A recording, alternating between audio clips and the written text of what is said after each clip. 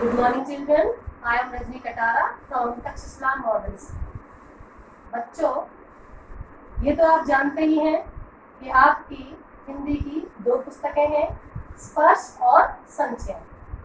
तो हमने स्पर्श में गद्य खंड के अभी तक 3 पाठ कर लिए हैं और पद्य खंड के 2 पाठ किए हैं, रैदास और रहीम। तो बच्चों, आज हम पद्य खंड का तीसरा पाठ करेंगे जिसका नाम है आदमी नामा और इसके कवि हैं नजीर अकबराबादी।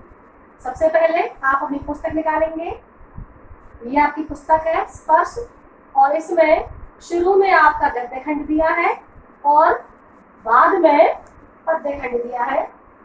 तो पद्य खंड में ये पाठ है आपका आदमी नामा, तीसरा पाठ है नजीर अकबराबादी जी का और पेज नंबर 98 पर ही है ये।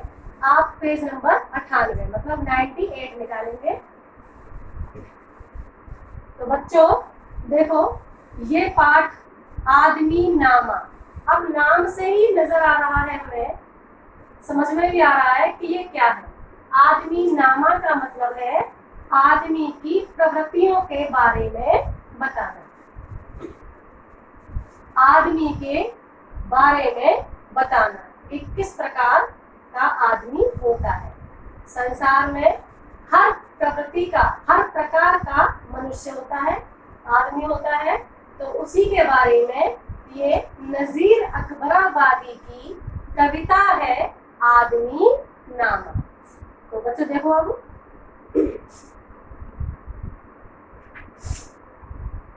दुनिया में बादशाह है सो है वह भी आदमी, और मुफलिस ओ गधा है सो है वो भी आदमी।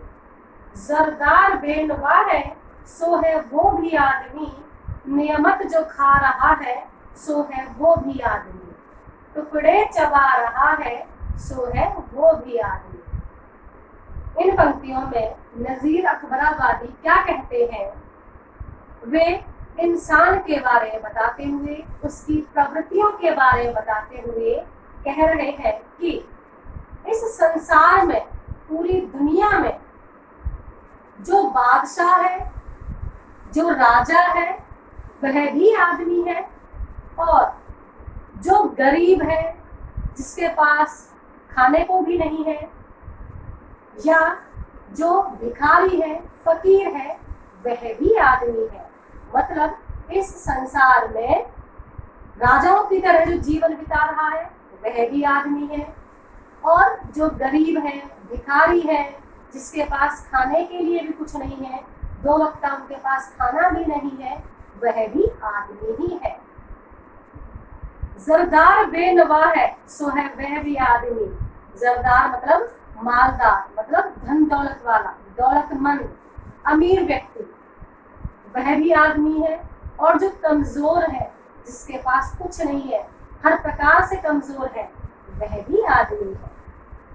नियमत जो खा रहा है, नियमत मतलब जो स्वादिष्ट भोजन खा रहा है, जो स्वादिष्ट भोजन के मजे ले रहा है, वह भी आदमी है। और जो सूखे हुए टुकड़े चबाकर अपनी भूख शांत कर रहा है, वह भी आदमी ही है। तो समझ में आया बच्चों? बहुत आसान है कि आदमी की प्रवृत्तियां क्या क्या है, उनके बारे में नजीर अकबराबादी ने इस कविता में बताया है। एक बार फिर से देखेंगे पहला पैराग्राफ कि इस पूरे संसार में जो बादशाह है, राजा है, वह भी आदमी है। जो गरीब है और जो भिखारी है, फकीर है, वह भी आदमी है। जो मालदार है, दौलत वाला है, वह भी आदमी है। जो कमजोर है, वह भी आदमी है। जो स्वादिष्ट भोजन खा रहा है, वह भी आदमी है। और जो सूखी रोटी के टुकड़े चबा रहा है, वह भी आदमी है। तो इस संसार में कितने आदमी हैं? सब आदमी हैं, सभी मनुष्य हैं, सभी इंसान हैं, लेकिन सबकी प्रवृत्तियां अलग अलग है। आगे देखिए, मस्जिद भी आदमी ने बनाई है या मियाँ, बनते हैं आदमी ही इमाम और खुद बाकुआ। पढ़ते हैं आदमी ही कुरान और नमाजियाँ, और आदमी ही उनकी चुराते हैं जूतियाँ। जो उनको ताड़ता है सो है वो भी आदमी। अब कभी क्या कहते हैं, नजीर अकबराबादी जी क्या कहते हैं कि आदमी ने, इंसान ने ही मस्जिदों को बनाया है और आदमी ही उसमें नमाज पढ़ते हैं। इंसान के द्वारा ही मस्जिद बनाई गई है और उसमें नमाज पढ़ने का काम भी आदमी ही करता है। और कुरान शरीफ का अर्थ बताने वाला कौन है? वह भी आदमी ही है। इंसान ने ही मस्जिद को बनाया है, उसी में नमाज को पढ़ने वाला भी इंसान है और कुरान शरीफ का जो अर्थ बता रहा है वहां पर, वह भी एक आदमी ही है, इंसान ही है। पढ़ते हैं आदमी ही कुरान और नमाजियाँ, और आदमी ही मस्जिद में बैठकर नमाज और कुरान पढ़ता है और आदमी ही चुराते हैं उनकी जूतियाँ। और जो नमाज पढ़ने के लिए आते हैं और बाहर अपने जूते चप्पल उतार के अंदर जाते हैं, उन चप्पल जूतों को चुराने वाला भी आदमी ही है। तो बाहर, मस्जिद के बाहर उतरे हुए जूते चप्पलों को चुराने वाला भी इंसान ही है। जो उनको ताड़ता है सो है वो भी आदमी, और उनको ऐसा करते हुए जो देख लेता है, भाप जाता है कि ये चोरी करने वाला है, वह भी एक आदमी ही है। तो बच्चों, आपके इस पाठ में आदमी नामा में 4 पैराग्राफ दिए हुए हैं।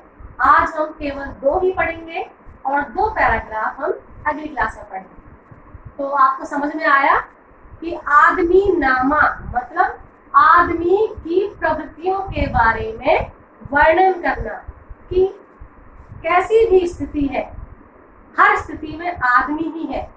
आदमी ही दूसरों को बचा भी रहा है, आदमी ही दूसरों को मार भी रहा है, आदमी ही दूसरों की इज्जत भी कर रहा है और आदमी ही दूसरों की इज्जत उछाल भी रहा है।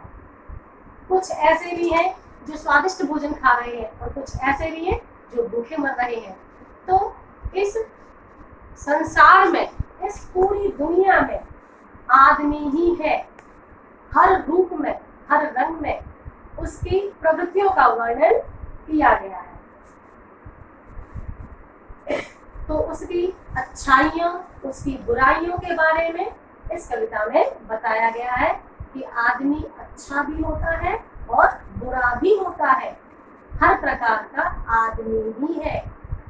तो आदमी की प्रवृत्तियां किस प्रकार की हैं, उनके बारे में इस कविता में बताया गया। तो बच्चों, आपको समझ में आ गया? आप कॉपी में काम कैसे करेंगे? आप अपने स्पर्श वाले रजिस्टर को उठाएंगे जिसमें आपने स्पर्श का गद्य और पद्य खंड किया है। आपको पता ही है, शुरू का आपने गद्य खंड किया होगा, बाद में आपने पद्य खंड किया होगा। तो उसमें आप इस पाठ के नए शब्द और शब्दार्थ करेंगे बस, और इस कविता को ध्यान से पढ़ेंगे। और अगली कक्षा में जब मैं आपको ये कविता पूरी करवा दूंगी, तब आप इसके सारे प्रश्नोत्तर अपनी फेयर कॉपी में